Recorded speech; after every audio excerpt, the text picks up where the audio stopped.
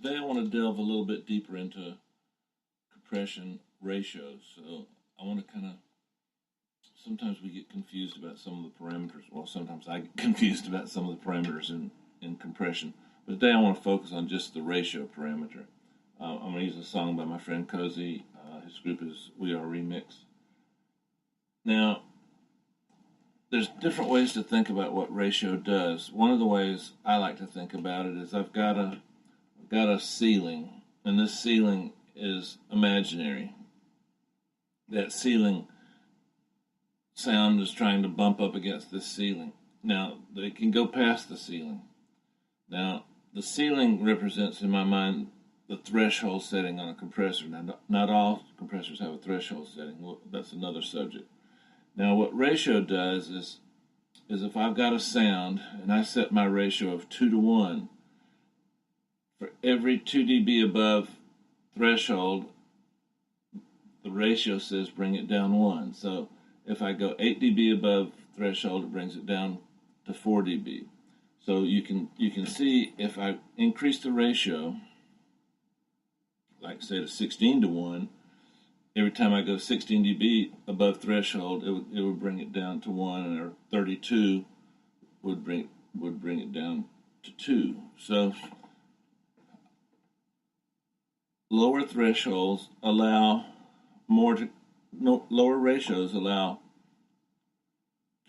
So a lower ratio allows more dynamics to take place above threshold.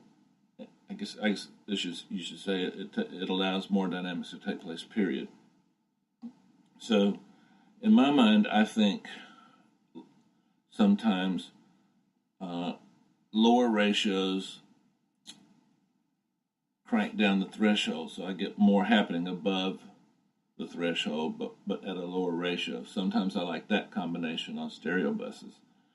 Sometimes on basses I might use a more drastic ratio, like 8 to 1, 12 to 1. And I'm going to show you today on a vocal what happens with a couple of different thresholds, a couple of different ratios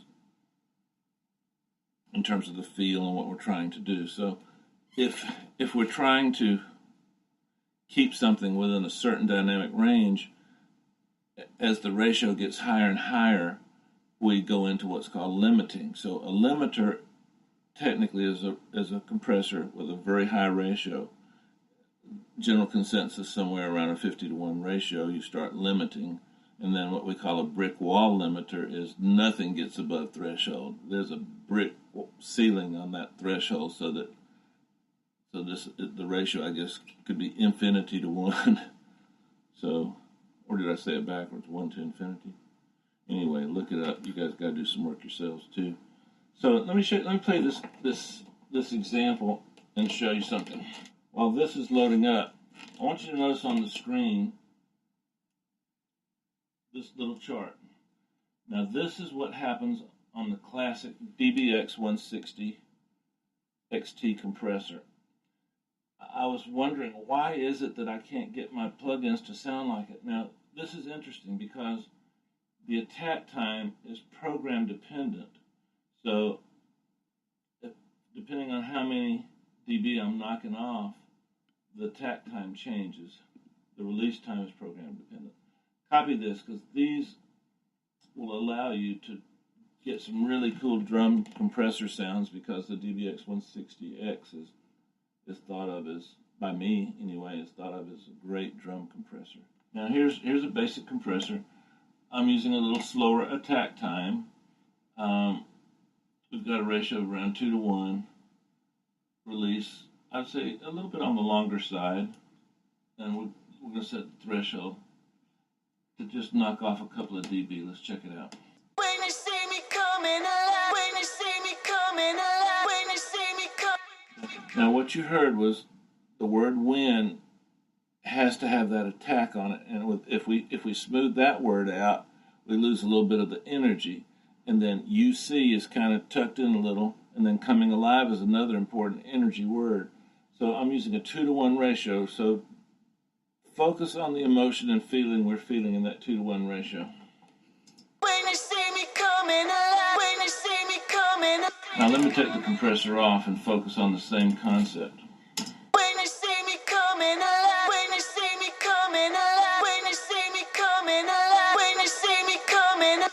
I think it must have gotten a tiny bit louder, but you guys are sophisticated. You can substitute in your head for that little extra volume. So what I'm hearing on the compressed version is the wind came down, coming came down, and it came to a closer level to the other words, and now we turn the wind and the coming back up to the original level where they were, and now we've brought with those words the level of the other words. So we tried to keep the dynamics and the importance of that energy in those two words, wind and coming, but we've gotten the other words up to start contributing a little bit to the energy too. Now, as we increase the ratio, we get them all more even, but when they're even, there's nothing to impart that energy. That dynamic range contains the energy. So let's see if we can hear when we lose that. When you see me coming alive, when you see me. Okay, focus on this number right here, this ratio number.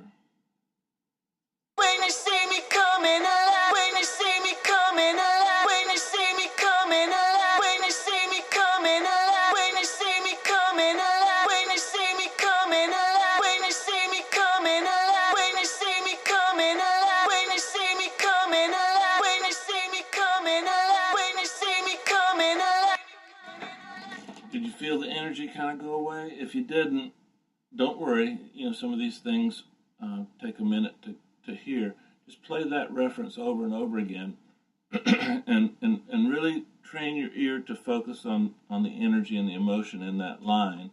There's a little tiny, it's not a crack in his voice, but it's a little tiny Michael Jackson little thing that's going on there, so we don't want to destroy that. There's a lot of there, so we don't want to destroy it. It might take you a couple of tries to hear it, but don't get discouraged. You can hear it, but more importantly, you want to feel it. I get asked a lot, should I put my equalizer in front of the compressor or after the compressor? The basic rule of thumb is, if you've got a frequency that's causing the compressor to do things you don't like, then put an EQ in front of the compressor and take that frequency out. For example, in a vocal, if you've got a lot of low-end muddiness actually affecting what your compressor is doing, put something in front of the compressor, roll that out. It might be a little bit too much 2K. Roll that out, and now your compressor is acting to different frequencies. You might ask, well, Dave, what's the difference between that and side chaining? Well, side chaining, we're concerned with the compression of certain frequencies. Here, we don't want certain frequencies to affect the compression. And if you put the equalizer after the compressor, what you're doing, obviously, is EQing the compressed signal. When would you do that? Sometimes, with some attack times, you might take too much low end out of your kick drum.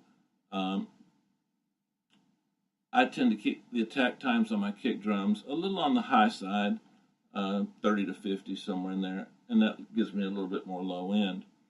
And if you've taken off a little bit of low end from the compressor of the kick drum, but adding a little bit of the attack by doing that, then you might want to add a little bit of low end back into the compressor.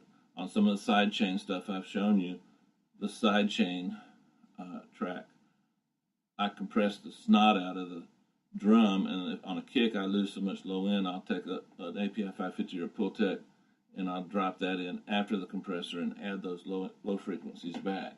Always remember, compression can add to the experience of a particular track and a body of music, or it can really take away from it. You're squeezing more into a smaller space, which can be a good thing, but you're also squeezing more energy into a smaller space, and nothing's jumping out at you. So play around with it. For some of you, this is going to come really quick and easy, and some of you, it's going to be a little harder to hear. Me personally, compression was the last thing I really felt like I nailed in terms of my growth. So don't get discouraged. Experiment, experiment, experiment. You've got so many options now in your DAW that you can really use presets, see what other people are doing, and let me know how you're doing. Okay? All right.